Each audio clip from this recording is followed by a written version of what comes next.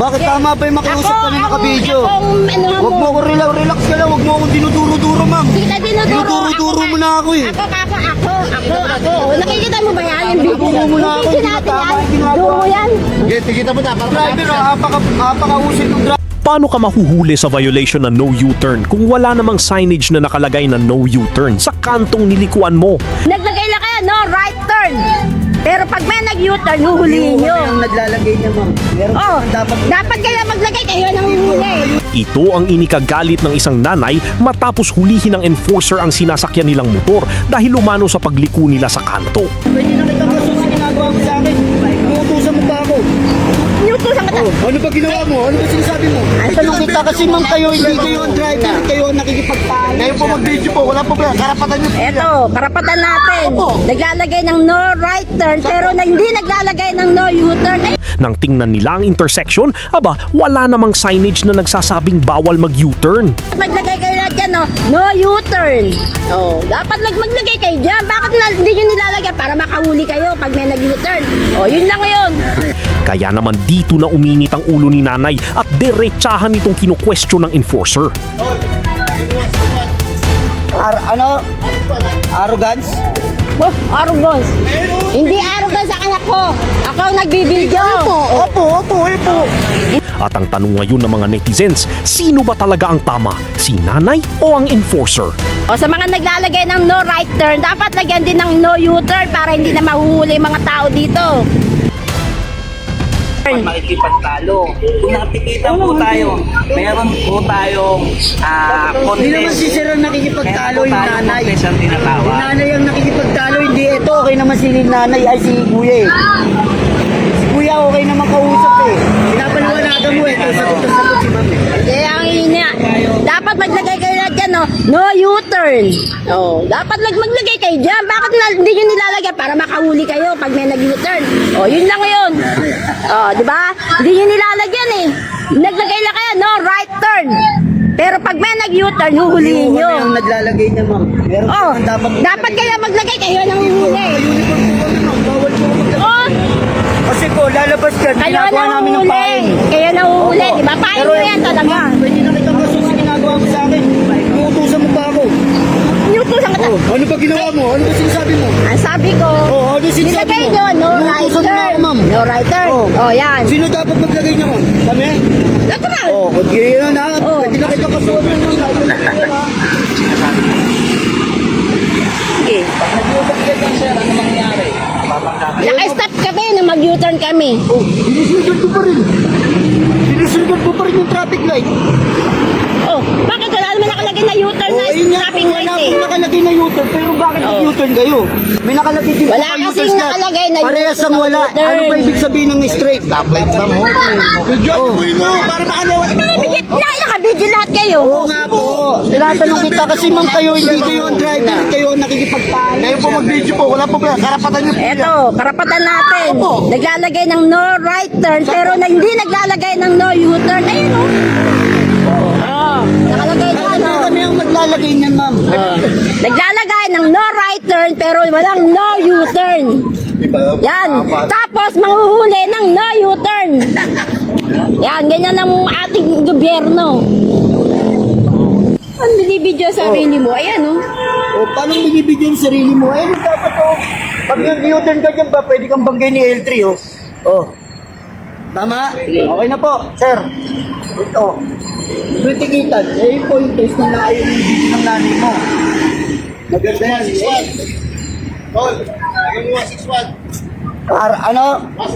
Arrogance? Oh, arrogance. Hindi arrogance sa anak ko. Ako ang nagbibideo. Opo. Hindi arrogance sa anak ko. Ako, nakikiusap sa inyo anak ko. Yan, nakikiusap po, ma'am. Oh. Ayun, dito naayos lang kausap. Ito hindi naman driver. Bakit makakali sa amin?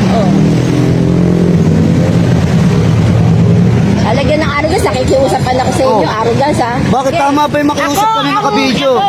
Huwag mo ako relax ka lang. Huwag mo akong dinuduro-duro, ma'am. Hindi ka dinuduro. Dinuduro-duro mo na ako eh. Ako. nakikita mo ba yan? Yung video Tutulong mo na ako, Video hindi natin tama yan. yung ginagawa. Video mo yan. Okay, tikita mo na. Para Driver, napaka-usay ng driver, marunong. Kaya nga, marunong nga makausap yung anak ko sa inyo. Oh, bakit pero ikaw nagganyan ka? Nakikita mo pa rin, Oh. di ba? Natural. Ikaw ang gumawa ng lala ng sitwasyon niyo, ma'am eh. Ikaw po kasi hindi marunong makiusap. Yung driver ba ba, hindi marunong makipag-usap. Hindi naman ako nag-drive. Eh, mga salita Bakit? po eh. Salita niyo po eh, iba eh. Hindi ako ang nagda-drive, kaya hindi ako Kaya dapat tulad magtikitan. Kasi talagang nalagay mo. O, sa mga naglalagay ng no right turn, dapat lagyan din ng no U-turn para hindi na mahuhuli yung mga tao dito. Hindi niya kami nag-iingat po. Wala.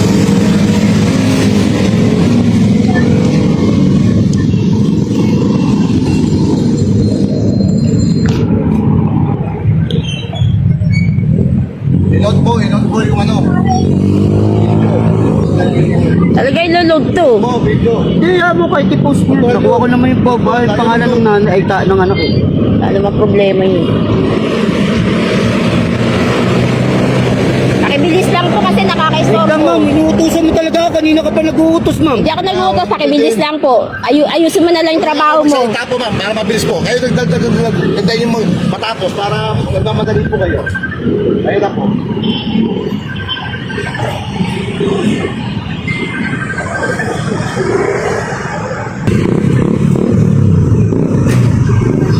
According to traffic enforcer.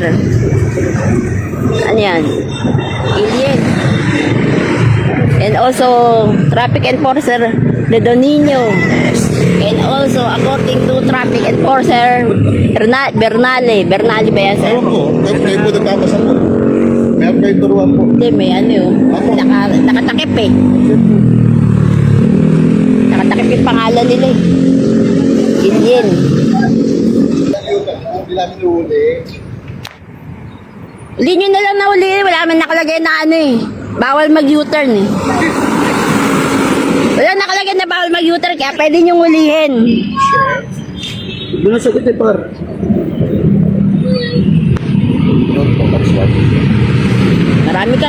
Marami ka pa pinadadagdag do. Ano ha? Traffic enforcement. Lelo nyo. Oo, opo. Opo ba? Ang violation lang namin, no U-turn. Yung anak ko, violation niya. Arrogant, di siya nagsasalita. Oh. Ma'am, ito lang Yan, po. link sa inyo. Nag-contest ba yan?